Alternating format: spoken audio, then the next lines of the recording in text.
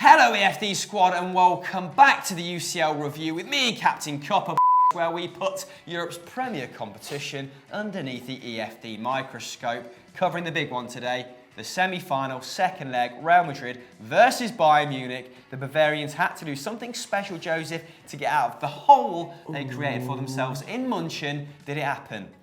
No, it didn't. Real Madrid reached their third consecutive Champions League final, didn't they? They've won the other two. It's their 16th overall final in the competition. Not too bad, and not too bad for Zinedine Zidane either. First 3 seasons as a manager, and he's got to 3 straight European finals.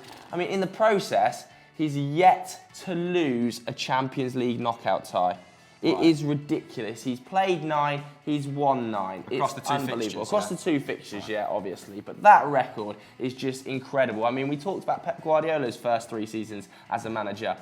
Are we looking at someone that's on the same level? I don't think we are because of the style of play, but the achievements are right up there. He did make some unorthodox decisions in this game, though, particularly at the start. He left Casemiro on the bench, which was an odd one, and he used Vázquez as a right-back because Carvajal was injured. Now, not sure it really worked. I think without Casemiro's presence in defensive midfield, the defence was particularly exposed. Yeah. Luckily, Varane turned up and he's such a good player that he can cover that ground. But I also didn't think Vázquez worked very well at right back. So I think in the final, probably against Liverpool, you're almost definitely going to see Carvajal come back in and Casemiro come back in. The man's averaging 5.9 tackles and interceptions in the Champions League this season. And thankfully, Keylor Navas was also on form. He made 8 saves on the day. That's his highest ever. King Keylor, back.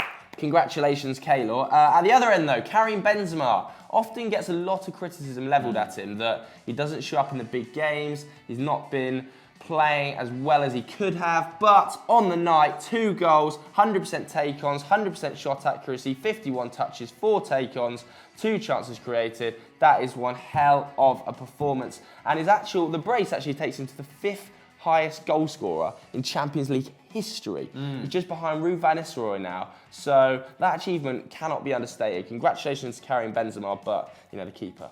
I mean, the keeper's a massive. What is he thinking? There's a FIFA glitch. Sort yourself out. Why is he going with his head? I know. I think he's realised that he can't pick it up halfway through and just tried to neck it clear. Had a panic attack as he's falling to the ground. So I'm going to get this bloke a brown paper bag because he's embarrassed himself and Karim's just tapped it in. All right. Well, some of us suffer from that, so Fuming about it, I was. I actually think Karim Benzema may be the most underappreciated forward in the Champions League modern era.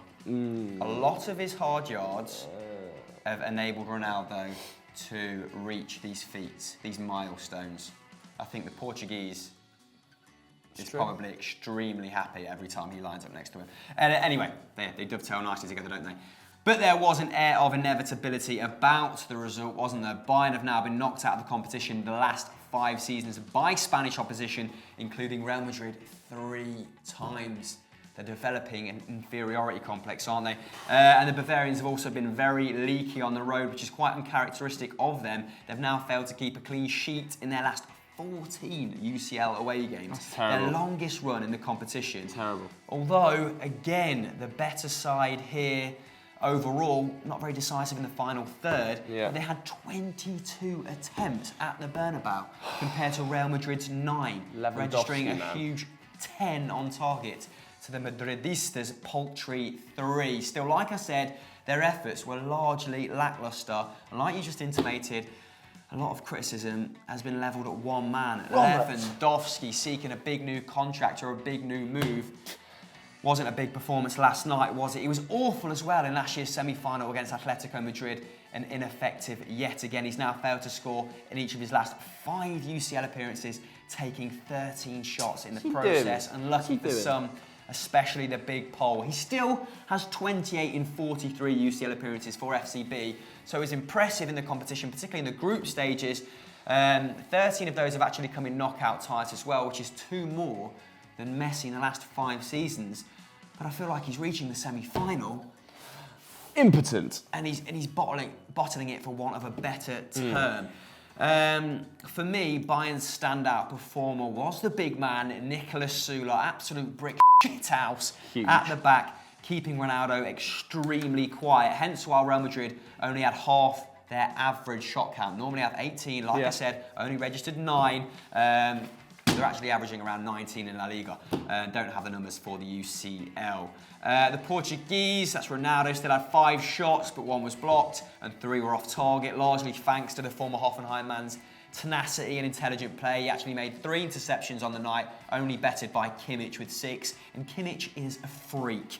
James Rodriguez also performed stoically against his former club, becoming only the 7th player to score 4 and against Real Madrid in the UCL. Can you name the other 6? I'll give you a clue. One of them is David Beckham. Ooh, DB7. Yeah? It's not a clue, is it? That was an answer. So now give me 5 more.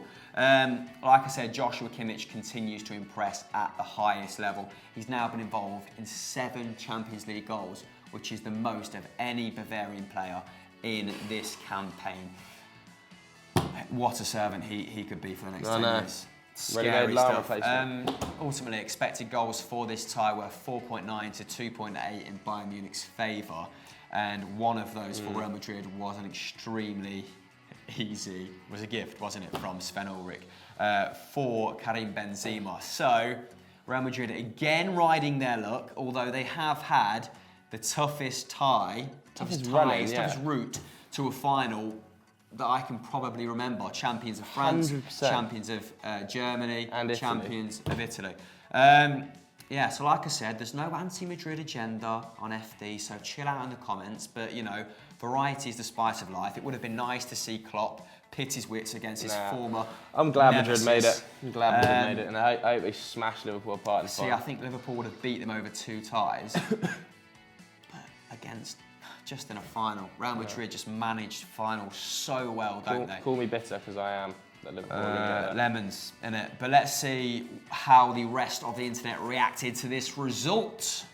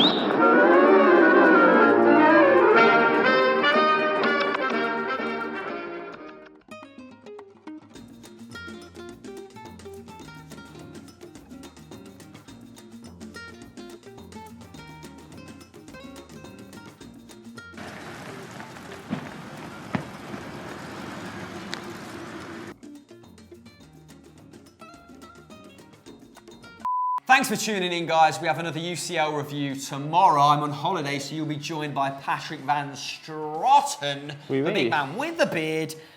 What are you thinking in anticipation for tonight's game? I think that Liverpool will win. I don't see Roma keeping them out, and I think Liverpool will get at least 1 away goal. Roma yet to concede a Champions League goal at the Stadio Olimpico. So a shutout wouldn't be beyond them, but... yeah, no chance. Roma would get smashed in the final as well. Hopefully. I'd like to see Madrid win it 3 times. You've changed your tune. Have you been consistently pro-Madrid? Ugh. Just don't really care. Sounds like something you'd say. Anyway, like and subscribe. If you like this, go and check out whatever's on screen. You know the drill. See you later.